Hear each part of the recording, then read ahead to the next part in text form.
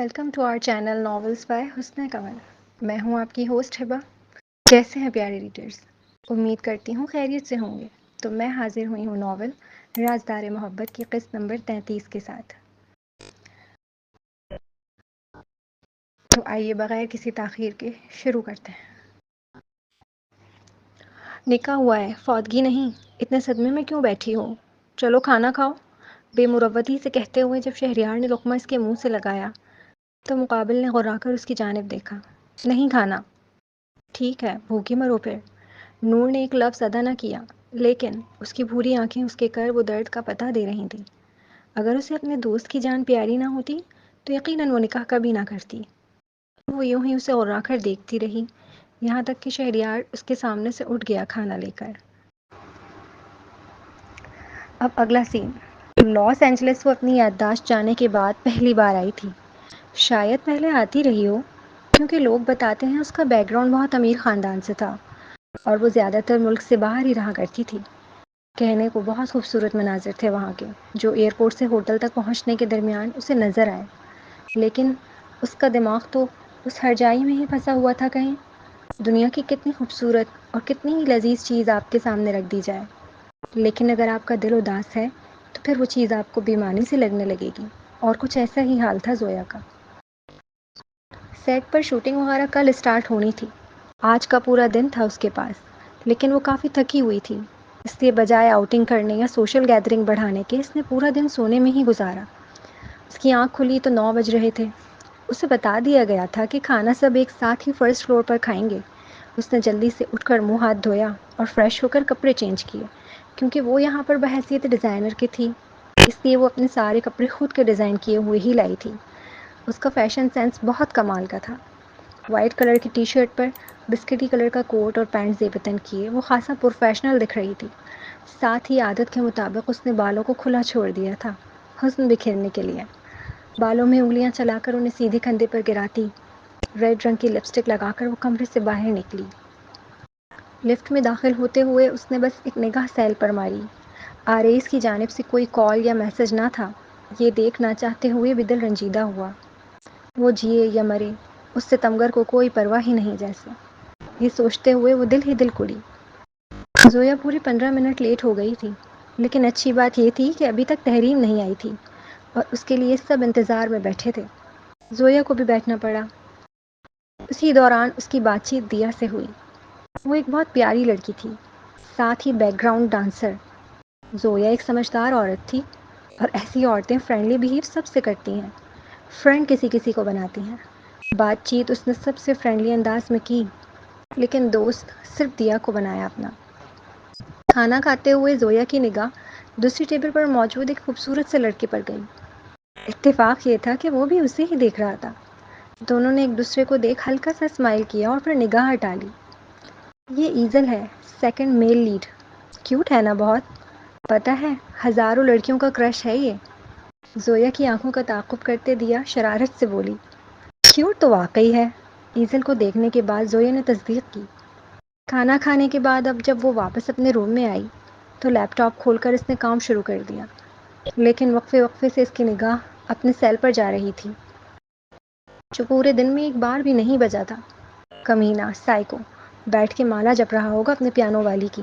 وہ زیر لب بڑبڑاتی اس کا واٹس ایپ کھول کر بیٹھ گئی، صرف یہ دیکھنے کے لیے کہ وہ آن لائن ہے یا نہیں۔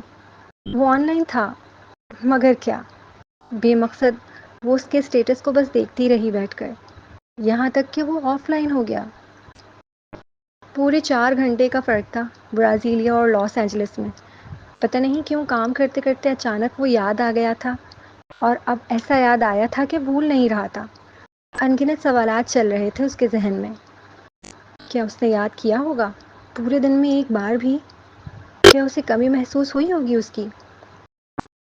کیا ایک بار صرف ایک بار اس نے سوچا ہوگا کہ کال کر کے پوچھ لیتا ہوں زویا ٹھیک ہے یا نہیں؟ اور پھر جیسے اپنے ذہن میں آنے والے خیالات پر وہ خود ہی ہنس دی۔ وہ خاصا طنزیہ ہنسی تھی۔ اگلے ہی پل خیال آیا کہ وہ کیسے بھول گئی۔ تحریم بھی یہاں ہے، ہو سکتا ہے وہ تحریم کو یاد کرنے میں اتنا بزی ہو کہ اس کا تو خیال بھی ذہن میں نہ گزرا ہو۔ یہ بھی ممکن ہے کہ جو تھوڑی دیر آن لائن ہوا ہے وہ بھی تحریم سے رابطے کے لیے ہوا ہو۔ ذہن میں خیالات آنا بند نہیں ہو رہے تھے، اس لیے وہ پریشان ہو کر لیپ ٹاپ بند کرتی اب باہر ٹیرس کی جانب آ گئی تھی۔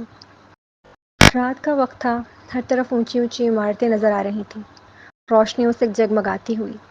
موسم کافی ٹھنڈا ہو رہا تھا یہاں، یہی وجہ تھی کہ اسے کھڑے ہوئے صرف 5 منٹ ہی ہوئے تھے اور اسے ٹھنڈ لگنے لگی۔ ابھی وہ اندر جانے ہی لگی تھی کہ اسے محسوس ہوا کہ کوئی دیکھ رہا ہے اسے۔ اس نے اپنے ٹیرس کے مقام سے تھوڑی سی گردن نکال کر نگاہ بلندی کی جانب اٹھائی تاکہ دیکھ سکے کہ اوپر کے فلور پر موجود کوئی شخص اسے دیکھ رہا ہے کیا، اور پھر اسے ایزل نظر آیا۔ اس کے ہاتھ میں کافی کا مگ تھا۔ زویا کو دیکھتے ہی وہ ہلکا سا مسکرایا، لیکن اس بار زویا نے اسے پلٹ کر مسکراہٹ نہ لوٹائی، کیونکہ اسے محسوس ہوا کہیں وہ کوئی غلط مطلب اخذ نہ کر لیں۔ وہ فوراً ہی اب اندر کی جانب چل دی۔ اب اگلا سین۔ آج رات جب وہ واپس لوٹا تو اسے بھوک سے نڈھال حالت میں کرسی پر ہی سوتا ہوا پایا۔ وہ پہلی دلہن تھی جس کے ہاتھوں میں نہ تو چوڑیاں تھیں، نہ گجرے، نہ ہی اسے سجایا سنوارا گیا تھا، نہ ہی کوئی وعدہ تھا اس نکاح میں، نہ ہی کوئی خوشی، حتیٰ کہ اسے تو لال رنگ کا جوڑا تک نصیب نہ ہوا تھا۔ بے سد سی حالت تھی۔ علم تھا کہ وہ آیا ہے، مگر آنکھ نہ کھلی۔ نور، کھانا کھا لو۔ وہ اب کرسی کھسکا کر اس کے روبرو بیٹھا، چاول چمچے میں بھر کر اس کے لبوں سے لگا رہا تھا۔ وہ سن ضرور رہی تھی، مگر اس پہ غنودگی اس قدر طاری تھی کہ وہ آنکھ تک نہ کھول سکی۔ نور، نور! اس نے 2-3 بار آوازیں دیں۔ ایسا پہلی بار ہو رہا تھا کہ وہ خاموش رہی، ورنہ ذرا سا ہوش آنے پر وہ کوسنے دینے اتراتی تھی۔ اگلے ہی پل اس نے نور کی پیشانی پر اپنے ہاتھ کی پشت رکھی، اس کا ٹمپریچر چیک کرنے کے لیے۔ اس کی پیشانی بری طرح جل رہی تھی۔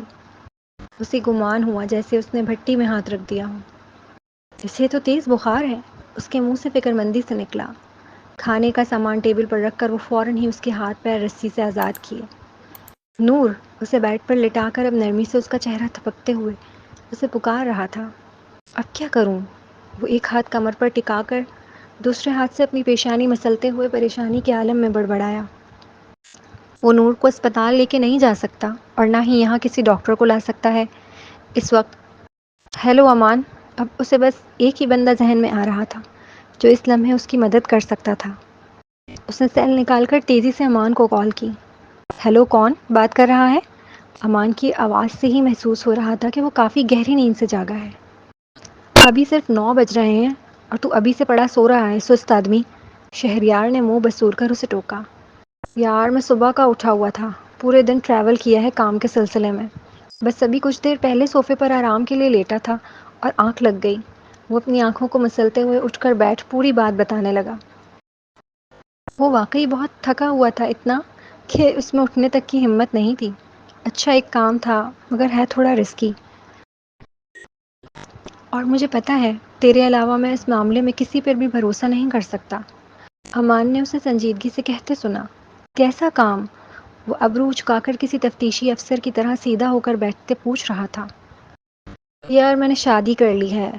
واو، گریٹ نیوز! وہ خاصا مسرت سے گویا ہوا۔ شہریار کو اچھے سے علم تھا کہ امان سمجھ رہا ہے وہ مذاق کر رہا ہے۔ میں مذاق نہیں کر رہا، میں بالکل سیریس ہوں۔ نور میرے پاس ہے، میں نے اس سے شادی کر لی ہے۔ اسے بہت تیز بخار ہو رہا ہے اور اسے دوائی کی ضرورت ہے، اور میں اسے باہر لے کے نہیں جا سکتا، اس لیے تو میڈیکل سے دوائی لا کر دے۔ پوری بات سنتے ہی امان کے ہوش اڑے۔ تو یہ کیا بول رہا ہے؟ نور تیرے پاس ہے؟ ہمارے شاکڈ کے وہ بے دھڑک سوال پوچھنے لگا۔ وہی بول رہا ہوں جو تو سن رہا ہے۔ اب یہ ساری باتیں چھوڑ اور سب سے چھپ کر میڈیکل سے مجھے کوئی دوا لا کر دے۔ مگر تو نے نور سے شادی کیوں کی؟ کیا بھول گیا ہے کہ ابھی وہ احتجاجی اور اعتراضی طور پر آگے بول پاتا؟ اس سے پہلے شہریار عجلت سے ڈوٹوک انداز میں بولا۔ کچھ بھی بولنے سے پہلے یاد رکھ، نور نکاح میں ہے اب میرے، اور میں اپنی بیوی کے خلاف کچھ نہیں سنوں گا۔ تو مدد کر سکتا ہے تو ٹھیک، ورنہ میں کوئی اور راستہ دیکھتا ہوں۔ تو سو اور بھول جا کہ میں نے تجھے کال کی۔ او ہیلو مسٹر مجنوں، یہ ایٹیٹیوڈ مت دے مجھے۔ تجھے اچھے سے پتا ہے تیرے لیے جان دے سکتا ہوں میں، اور نور اگر تجھے پیاری ہے تو آج سے وہ میری بھابھی ہے، بات ختم۔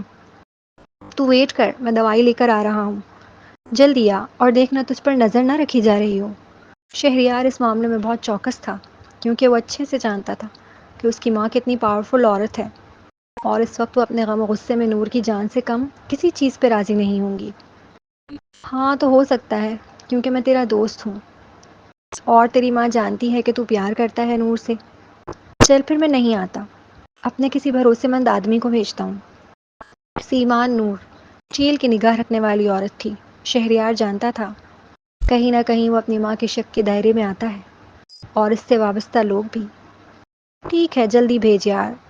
اچھا، جب تک دوائی آنے میں وقت لگتا ہے تو ایک کام کر، بخار زیادہ تیز ہے تو پٹیاں رکھ پانی کی۔ تیز تو بہت ہے، جل رہی ہے بری طرح۔ اس نے دوبارہ نور کی پیشانی پر ہاتھ رکھ کر ٹمپریچر چیک کرتے فکر مندی سے کہا، ہاں تو یہ بہت خطرناک ہوتا ہے، تو پٹیاں رکھ تاکہ اس کا بخار اترے سر سے۔ اوکے، میں کرتا ہوں، تو جلدی سے دوائی بھیج بس، میں تجھے لوکیشن سینڈ کر رہا ہوں۔ اتنا کہہ کر اس نے کال ڈسکنیکٹ کر دی۔ یہ لوکیشن بلیک ٹائیگر کے ٹری ہاؤس کی تھی۔ وہ یہاں کی لوکیشن سینڈ نہیں کر سکتا تھا، اس کی اجازت نہیں تھی اسے، اس لیے فوراً ہی گھر سے باہر نکل کر کافی دور روڈ پر آنے کے بعد اس نے لوکیشن سینڈ کی اور واپس پھر تیزی سے جنگل کے اندر ٹری ہاؤس کی جانب دوڑا۔ جنگل کے اندر ایک غار سی نظر آ رہی تھی جو پوری کی پوری جنگلی پتوں سے ڈھکی ہوئی تھی۔ وہ انہیں ہٹا کر اندر کی جانب دوڑا، پھر غار کے اندر سے دوسری راستہ کھلی فضا میں نکلتا تھا جہاں ٹری ہاؤس بنا ہوا تھا۔ ایمیزون جنگل جہاں بہت سے خفیہ راز لیے ہوئے تھے اپنے اندر، وہاں یہ ٹری ہاؤس بھی ایک راز کی مانند تو تھا۔ وہ نہیں بھول سکتا اس لمحے کو جب وہ بلیک ٹائیگر کے سامنے تھا اور اس سے منت کر رہا تھا کہ اس حوالے سے اس کی مدد کر دے۔ کون لگتی ہے وہ تمہاری؟ کیوں اسے بچانے کے لیے اپنے ہی گھر والوں کے خلاف کھڑے ہو رہے ہو؟ اسے صرف بلیک ٹائیگر کی آواز آ رہی تھی لیپ ٹاپ پر وائس کال کے ذریعے۔ پتہ نہیں، میں بس اسے بچانا چاہتا ہوں۔ کھوئے کھوئے لہجے میں اس نے فقط اتنا ہی جواب دیا، اور آج بھی اگر کوئی پوچھتا ہے کہ وہ کیوں کر رہا ہے یہ سب، تو یہی جواب دے گا کہ وہ نہیں جانتا، وہ بس اسے محفوظ رکھنا چاہتا ہے۔ اس کا دل چاہتا ہے کہ وہ اس کی حفاظت کرے۔ کیوں؟ وہ نہیں جانتا۔ اس لمحے جب وہ نور کے سر پر پانی کی پٹیاں رکھ رہا تھا تو وہ بار بار خود سے یہی سوال کر رہا تھا، کیوں کر رہا ہے وہ یہ سب؟ وہ بھی اس لڑکی کے لیے جس نے اس کی جان سے پیاری بہن کا گھر اجاڑا ہے۔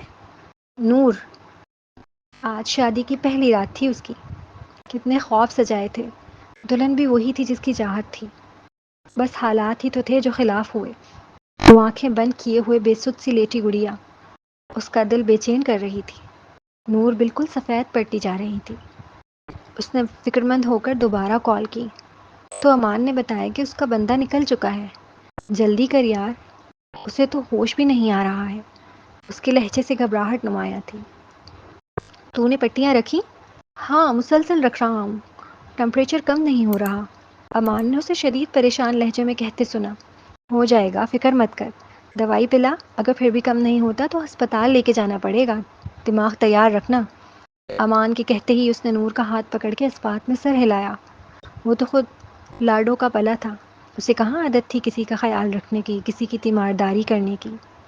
اور دیکھو ذرا، اس لڑکی کی قسمت، صرف ایک معافی مانگی تھی اس نے سچی، اس کی حفاظت کی گئی، اسے تحفظ دیا گیا، اسے برازیل کے سب سے امیر خاندان کے بیٹے نے اپنے نکاح میں لیا، اور نہ صرف نکاح میں لیا، بیٹھ کر وہ لاڈو کا پلا خود اس کی پوری رات خدمت کر رہا ہے اور فکر میں گھل رہا ہے۔ ہمیں لگتا ہے ہم بے یار و مددگار ہیں، وہ ہمیں نہیں چھوڑتا، اسباب بن رہے ہوتے ہیں، ہمیں خبر نہیں ہوتی فقط۔ میں تھوڑی دیر میں آ رہا ہوں، ٹھیک ہے؟ وہ اس کے رخسار پر نرمی سے ہاتھ رکھ کر کہتا فوراً ہی باہر کی جانب دوڑا تھا۔ کچھ دیر بعد وہ دوائی لے آیا تھا اور نور کا سر اٹھا کر گولیاں پلانی چاہییں تو وہ منہ ہی نہیں کھول رہی تھی۔ ڈر لاحق ہوا تھا کہ گلے میں پھنس نہ جائے اس کے۔ بچپن میں وہ دوائیاں نہیں پی پاتا تھا، اسے گولیاں بڑی بڑی لگتی تھیں جو اس کے حلق میں اٹک جاتی تھیں، اور اکثر وہ قے کر کے باہر نکال دیا کرتا تھا۔ اسی لیے سیمان نور انہیں پیس کر پانی میں گھول کر اسے پلاتی تھیں۔ وہ بالکل وہی عمل آج بیٹھ کر نور کے لیے کر رہا تھا۔ دوائی اچھی طرح پیس کر اسے پاؤڈر بنانے کے بعد اس میں پانی ملا کر چمچہ بھر کر لایا تھا نور کو پلانے۔ اپنا ہاتھ اس کے سر کے نیچے حائل کر اس کا سر اونچا کر کے اب چمچہ اس کے لبوں سے لگایا تھا۔ نور پیو، یہ ضروری ہے، اس کے آہستگی اور نرمی سے کہنے پر نور نے منہ کھولا تھا اور اس نے پانی کی طرح دوائی اس کے منہ میں ڈال دی۔ اب وہ پھر اس کے سر پر پٹیاں رکھ رہا تھا۔ پوری رات اس نوجوان کی نور کی خدمت کرتے ہوئے گزری۔ اب اگلا سین، اس لڑکی کی صبح آنکھ کھلی تو خود کو کسی مضبوط حصار میں جکڑا پایا۔ اس لڑکے کے یاقوتی لب نور کے بالوں سے مست تھے۔ اس کی مہک اتنی پیاری تھی کہ نور کچھ لمحے محو سی رہی۔ کچھ پل بعد اس کا دماغ کام کرنا شروع کیا۔ اسے احساس ہوا کہ اس کے ہاتھ آزاد ہیں۔ اس لمحے وہ رسیوں میں نہیں بندھی ہوئی اور نہ ہی ہتھکڑی لگی ہے اسے۔ یہ اچھا موقع تھا بھاگنے کا۔ شہریار کیونکہ پوری رات کا جاگا ہوا تھا، اس لیے بہت گہری نیند میں تھا اس وقت۔ آدھا گھنٹہ پہلے ہی اس کی آنکھ لگی تھی۔ نور نے بہت آہستگی کے ساتھ اس کے ہاتھوں کو خود سے الگ کیا، پھر بنا کسی آواز کے آہستگی سے اس کے پاس سے سرک کر بیڈ سے نیچے اتری۔ وہ ایک لمحے کی دیری کیے بغیر تیزی سے باہر کی جانب دوڑی تھی۔ نور! ابھی دروازہ کھولتی اس سے پہلے ہی پیچھے سے زوردار آواز آئی۔ اس کا سانس پھول رہا تھا۔ وہ بیمار تھی۔ پوری رات اسے تیز بخار رہا تھا۔ جسم پورا ٹوٹا ہوا سا لگ رہا تھا۔ اس کے باوجود وہ نہ رکی اور برق کی پھرتی سے دروازہ کھول کے باہر کی جانب بھاگی۔ شہریار ننگے پاؤں اس کے پیچھے دوڑا۔ نور کو بے ہوش کر کے یہاں تک لایا گیا تھا، اس لیے وہ کچھ نہیں جانتی تھی کہ وہ کہاں راستہ ہے، کہ کدھر سے نکل کر روڈ تک پہنچ سکتی ہے۔ ممکن تھا کہ وہ ایمیزون کے گھنے جنگلوں میں چلی جاتی، اور یہ بات کون نہیں جانتا، ایمیزون کے جنگلوں میں جانے والے لوگ زندہ واپس نہیں لوٹا کرتے۔ وہاں کے زہریلے سانپ لمحہ لگاتے ہیں انسان کو موت کی گھاٹ اتارنے میں۔ سیڑھیوں سے تیز اتر رہی تھی وہ، نازک سی جان۔ کافی لمبی سیڑھیاں تھیں۔ آخر میں آتے آتے اس کا پاؤں سلپ ہوا جلد بازی کے سبب، اور وہ منہ کے بل زمین پر آ گری۔ اس کی کونی پر پتھروں سے چوٹ لگی۔ تیزی سے خون رسنے لگا، مگر اسے کب پرواہ تھی، وہ تو صرف بھاگ رہی تھی ننگے پاؤں۔ کہاں جانا تھا؟ کدھر راستہ تھا؟ کیسے نکلنا ہے؟ کچھ خبر نہیں۔ بس وہ بھاگ رہی تھی پاگلوں کی طرح۔ وہ دوبارہ شہریار کے ہاتھ نہیں لگنا چاہتی تھی۔ شہریار بھی اس کے پیچھے پیچھے تھا۔ وہ کیسے اسے چھوڑ سکتا تھا اتنے خطرناک جنگل میں اکیلے مرنے کے لیے؟ چھوڑو مجھے، میں نے کہا چھوڑو۔ وہ بھاگ رہی تھی، لیکن اس کی رفتار شہریار سے زیادہ نہیں تھی۔ ایک تو بیمار، اوپر سے کمزور جسم، وہ نازک لڑکی کیسے اس پھرتیلے اور صحت مند لڑکے کا مقابلہ کر سکتی تھی؟ شہریار نے اسے پیچھے سے آ کر جکڑا۔ اس کے پاؤں ہوا میں اٹھ گئے تھے۔ وہ پاگلوں کی طرح شہریار کے ہاتھوں پر مکے برسا رہی تھی، تاکہ بس وہ اسے آزاد کرے کسی طرح اور وہ بھاگ سکے۔ مگر وہ کہاں چھوڑ رہا تھا، اور چھوڑتا بھی کیسے؟ اتنی دور اس لیے تھوڑی لایا تھا کہ مرنے کے لیے چھوڑ دے۔ نور نے چھپ کر اس کے بازو پر اپنے دانت گڑائے۔ وہ اتنی زور سے کاٹ رہی تھی کہ بے آہ نکلی، مگر پھر بھی مجال ہے کہ چھوڑا ہو اسے، یہ اپنی پکڑ ڈھیلی کی ہو۔ شہریار چھوڑو پلیز، مجھے گھر جانا ہے۔ چھوڑو، تم پاگل ہو، مجھے تمہارے ساتھ اس جنگل میں نہیں رہنا، چھوڑو۔ جب وہ تھک گئی کاٹ کر لیکن مقابل نے نہ چھوڑا تو غصے سے دوبارہ اس کے ہاتھ پہ مکے برسانے لگی۔ اگلے ہی پل اس نے نور کو چھوڑا۔ وہ نازک صفت مڑ کر ابھی اس پر حملہ کرتی، اس سے قبل ہی مقابل نے بجلی کی پھوٹی سے جھک کر اسے کندھے پر بوری کی طرح ڈال لیا۔ بچاؤ بچاؤ، یہ پاگل ہے، یہ مجھے کڈنیپ کر کے یہاں رکھ رہا ہے، کوئی ہے پلیز؟ اور اس لڑکی کی چیخیں گونج رہی تھیں گھنے جنگل میں، مگر کون تھا اس گھنے و خطرناک جنگل میں جو اس کی سنتا؟ اب اگلا سین، شہریار نے اسے بیڈ پر لا کر زور سے پھینکا۔ ابھی وہ سنبھل پاتی، اس سے قبل ہی وہ رسی اٹھا لایا تھا۔ اس کے لاکھ احتجاج کے باوجود اس کے دونوں پاؤں باندھ کے اسے برائڈل سٹائل میں کیری کیا۔ کیا کر رہے ہو؟ کہاں لے جا رہے ہو مجھے؟ نور کا دم خشک ہوا جب اس نے شہریار کو ٹیرس کی جانب بڑھتا ہوا دیکھا۔ شہریار پلیز چھوڑو مجھے۔ شہریار تم ایسے نہیں کر سکتے میرے ساتھ، شہریار۔ اب وہ اسے ٹیرس پر لے آیا تھا اور وہ مسلسل چیخ رہی تھی، احتجاج کر رہی تھی، اپنے ہاتھوں سے اس کے سینے پہ مکے برسا رہی تھی، مگر مقابل تو جیسے پتھر کا بنا ہو، نہ کسی بات کا اثر تھا اور نہ ہی کسی مار کا۔ یہ تمہارے بھاگنے کی سزا۔ اس کی ہنی رنگ آنکھیں سرخ ڈوروں سے سجی تھیں جب اس نے یہ جملہ ادا کیا۔ تم تم پاگل ہو گئے ہو کیا؟ میں مر جاؤں گی اگر اتنی اونچائی سے گری تو۔ خوف کے بادل اس کے چہرے پر لہراتے الگ ہی نمایاں تھے۔ یہ تو بھاگتے وقت سوچنا تھا نا میری جان۔ اور فقط اتنا سنگ دلی سے کہہ کر اس نے اپنے ہاتھ اس کے نیچے سے ہٹا لیے اور وہ دھڑام کر کے نیچے کی جانب گئی۔ وہ کافی تیزی سے نیچے گر رہی تھی۔ اس کے ہاتھ اوپر کی جانب تھے، جیسے بس وہ پکڑنا چاہتی ہو شہریار کو اور پکڑ نہ سکی ہو۔ وہ فضا میں تھی، وہ دیکھ سکتی تھی اپنی جان پر ستم ڈھانے والے کو۔ اس کی آنکھیں شاک سے پھیلی تھیں۔ وہ فضا میں نیچے کی جانب تیزی سے گر رہی تھی۔ کافی اونچائی سے پھینکا تھا ظالم نے، لگ رہا تھا کسی لمحے بھی جان نکل جائے گی۔ ایک ٹھنڈک سی وہ اپنے چہرے پر اور جسم پر محسوس کر رہی تھی۔ ہوا کا دباؤ جیسے اسے نیچے کی جانب لے کے جا رہا ہو تیزی سے، جبکہ وہ جانا نہیں چاہتی تھی۔ ابھی مرنے کا کوئی ارادہ نہیں تھا اس کا۔ ابھی تو اسے اپنے یوسف سے معافی بھی مانگنی تھی، وعدہ توڑنے کی۔ کیا واقعی وہ اس کے نصیب میں ایسی موت لکھی گئی تھی، اتنی دردناک؟ مگر اس کا قصور کیا تھا؟ اس نے کیا کیا ہے؟ اسے تو پھنسایا گیا ان سب میں، اور اس نے آنکھیں بند کر لیں۔ اسے لگا بس یہی موت کا لمحہ ہے، اور پھر اچانک اس کے پاؤں کھنچے۔ آہ! ایک گہری آہ اس کے منہ سے بے ساختہ نکلی تھی اس لمحے۔ وہ ابھی بھی کافی اونچائی پر لٹکی ہوئی تھی۔ اس کے پاؤں سے بندھی رسی ٹیرس پر جو ریلنگ لگی تھی اس سے بندھی ہوئی تھی۔ اب وہ ہوا میں لٹک رہی تھی۔ کچھ لمحے تو اسے یہ سمجھنے میں لگے کہ وہ زندہ ہے ابھی۔ اس کی جان نکل گئی تھی۔ اگر مجھے ایک قتل معاف ہوتا تو یقین کرو میں تمہارا کرتی۔ ابھی وہ بول ہی رہی تھی کہ دوسری جانب سے زوردار غصیلی آواز گونجی۔ بیوہ ہونے کا بڑا شوق ہے تمہیں؟ نور نے اس کی بات سن دانت کھچکچائے۔ شہریار تم مر جاؤ، اللہ کرے تم مر جاؤ۔ وہ فضا میں الٹا لٹکے ہوئے رو رو کر بددعائیں دے رہی تھی۔ ایمیزون کے جنگل میں وہ ٹری ہاؤس سے الٹی لٹکی ہوئی لڑکی کسی بھی دیکھنے والے کو روح فنا کر دے۔